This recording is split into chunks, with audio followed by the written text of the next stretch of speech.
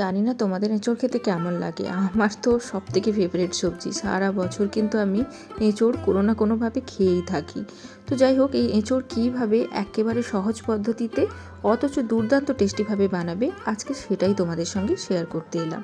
আশা করি রান্নাটা তোমাদের ভালো লাগবে। তাহলে চলো দেরি না করে দেখে নেওয়া যাক।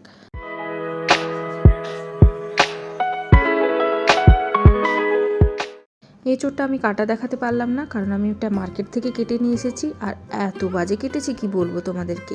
তো যাই হোক, এটাকে ভালো করে ধুয়ে আমি একটা বাটির মধ্যে জল নিয়ে জলে সামান্য নুন আর হলুদ দিয়ে এটাকে ডুবিয়ে রেখেছি, মানে ভিজিয়ে রেখেছি, যাতে করে এটা কালো না হয়ে যায়। আর তার সঙ্গে খানিকটা আলু কেটে নিয়েছি এঁচোড়ের সঙ্গে সামঞ্জস্য রেখেই। মশলা বানিয়ে নেব। তো এখানে নিয়েছি দুটো মাঝারি সাইজের টমেটো, আদা আর তোমার 5-6টা রসুনের কোয়া, তার সঙ্গে কাঁচা লঙ্কা নিয়েছি। এই সব কিছুর একটা স্মুথ পেস্ট আমি বানিয়ে নেব। এদিকে এঁচোড়টাকে আমি সময় বাঁচানোর জন্য প্রেসার কুকারে সেদ্ধ করে নিয়েছি। সত্যি বলতে গ্যাসের প্রবলেমের জন্যই প্রেসার কুকারে সেদ্ধ করেছি, না হলে আমিও কড়াইতেই সেদ্ধ করতাম। তো যাই হোক, কড়াইতে এক পরিমাণ মতো সর্ষের তেল নিলাম। তেলটা গরম হলে জল ঝরিয়ে রাখা আলু আর এঁচোড়গুলোকে একসঙ্গে দিয়েই আমি ভেজে নিচ্ছি। যেহেতু আলু এঁচোড় খুব একটা বেশি নয়, তাই দুটোকে আলাদা করে ভাজছি না, একসঙ্গেই ভেজে নিচ্ছি। তোমরা যদি বেশি এঁচোড় বানাও তাহলে আলু আর এঁচোড়টাকে আলাদা আলাদা করে ভেজে নিও। তো যাই হোক, এঁচোড়টা আলুটা একটু সুন্দর করে লাল লাল করে আমি এটাকে ভেজে নেব।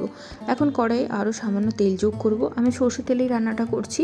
তো তেলটা গরম হলে আমি একটুখানি চিনি দিয়ে দেবো। চিনিটা ক্যারামেল হলে এর মধ্যে গোটা জিরে, তারপর গোটা গরম মশলা, তেজপাতা আর শুকনো লঙ্কা ফোড়ন দিয়ে দেবো। ফোড়ন থেকে সুন্দর গন্ধ বেরোলে আমি বেশ খানিকটা পেঁয়াজকে কুচি করে রেখেছিলাম, ওই পেঁয়াজটা দিয়ে দেবো। এইভাবে চিনি ক্যারামেল করে তারপর পেঁয়াজ দিলে পেঁয়াজটা গলেও যেমন তাড়াতাড়ি যায়, তেমন হচ্ছে রান্নাতে একটা সুন্দর কালার আসে, আবার একটুখানি মিষ্টি ভাবটাও থাকে। তো যাই হোক, এরপর এর মধ্যে পেঁয়াজের মধ্যে দিয়ে দেবো পরিমাণ মতো নুন। পেঁয়াজটাকে সুন্দর করে হালকা গোলাপি অবধি ভেজে নেব। আর দেখো, পেঁয়াজটা একটা সুন্দর কিরম লালচে কালার চলে আসছে। এটা কিন্তু চিনিটা ক্যারামেলের জন্য। অনেক সময় মাংসতে আমরা এইভাবে চিনিটা দিয়ে থাকি। তো যাই হোক, তোমার পেঁয়াজটা ভালো করে ভাজা হলে বেটে রাখা মশলাটা এর মধ্যে দিয়ে দেবো। মশলাটা ভালো করে পেঁয়াজের সঙ্গে নাড়িয়ে চাড়িয়ে মিশিয়ে এটাকে সুন্দর করে কষাতে থাকবো। মশলাটা মিনিট খানেকের মতো ভেজে নেব। যখন এটার কাঁচা গন্ধ চলে যাবে তখন এর মধ্যে একেবারে সাধারণ কিছু মশলা ব্যবহার করব। প্রথমেই দিয়ে দেবো ধনে পাউডার। ধনে পাউডার একটুখানি আমি বেশিই দেবো, প্রায় হচ্ছে 1.5 চামচের কাছাকাছি দেবো। তারপর দিয়ে দেবো সামান্য হলদি পাউডার এবং দিয়ে দেবো ঝাল লঙ্কার পাউডার। কাঁচা লঙ্কা দিয়েছি তো সেটা বুঝে তোমরা ঝাল লঙ্কাটা দিও। তারপর দিয়ে দেবো সামান্য জিরে পাউডার, আর দিয়ে দেবো একটুখানি কাশ্মীরি লঙ্কার পাউডার এবং পরিমাণ মতো নুন। এই সব কিছুকে ভালো করে মশলার সঙ্গে মিশিয়ে নেব। তার আগে একটুখানি হালকা গরম জল এর মধ্যে দিয়ে দেবো, যাতে করে শুকনো মশলাগুলো পুড়ে না যায়। এইভাবে একটু একটু করে হালকা গরম জল দিয়ে যদি মশলাটাকে কষানো হয়, রান্নার স্বাদ কিন্তু দুর্দান্ত হয়ে যায়। মানে সাধারণ মশলা দিয়ে রান্না করলেও অসাধারণ টেস্টি হয়। তো এইভাবে মশলাটাকে একটু একটু করে জল দেবো, জল দিয়ে হচ্ছে কষাতে থাকবো। এইভাবে একটুক্ষণ তোমার মিনিট 5-এর কাছাকাছি কষিয়ে নেব। তাহলেই না মশলাটা সুন্দর কালারও চলে আসবে এবং দুর্দান্ত টেস্টি হবে। তো যাই হোক, এখন মশলাটা কষানো হয়ে সুন্দর করে তেল ছেড়ে দিলে এর মধ্যে দিয়ে দেবো ভেজে রাখা এঁচোড় আর আলু। এঁচোড় আলুকে মশলার সঙ্গে ভালো করে মিশিয়ে সুন্দর করে কষিয়ে নেব। এখন আর আমি ঢাকা দিচ্ছি না, যেহেতু আমি এটাকে প্রেসার কুকারেই সেদ্ধ করেছি। তো এঁচোড়টা ভালোভাবেই সেদ্ধ হয়ে গেছে, খুব বেশি রান্না হতে সময় লাগবে না, তাই এঁচোড়টাকে আর বেশি কষাচ্ছি না, মানে ঢাকা দিয়ে কষাচ্ছি না। তো যাই হোক, এঁচোড়টাকে কিছুক্ষণ কষিয়ে নেব, ওই মিনিট 2-3 মতো। তারপর আমি এর মধ্যে হালকা গরম জল দিয়ে দেবো।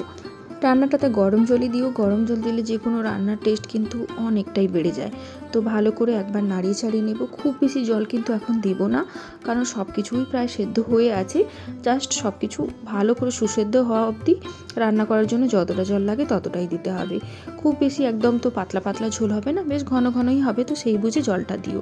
যখন ঝোলটা ফুটে অনেকটা মানে থিক গ্রেভি হয়ে যাবে এবং এঁচোড় আলুগুলো সুন্দর করে সুসেদ্ধ হয়ে যাবে, তখন দুটো কাঁচা লঙ্কা এবং ধনে পাতা দিয়ে দেবো। তার সঙ্গে দিয়ে দেবো খানিকটা গরম মশলা, এটা শাহি গরম মশলা। তো সব কিছু দিয়ে ভালো করে আর একবার মিশিয়ে নেব। মিশিয়ে দিয়ে কিছুক্ষণ স্ট্যান্ডিং টাইমে রেখে দেবো। দিলেই কিন্তু আমাদের এঁচোড় আলু সাধারণ অথচ অসাধারণ টেস্টি একটা রেসিপি রান্না হয়ে যাবে। জানি তোমরা সাধারণ এই রান্নাটা সবাই বানাতে পারো, তারপরেও আমি আমার মতো করে দেখালাম। আশা করি তোমাদের আজকের এই রান্নাটা ভালো লেগেছে।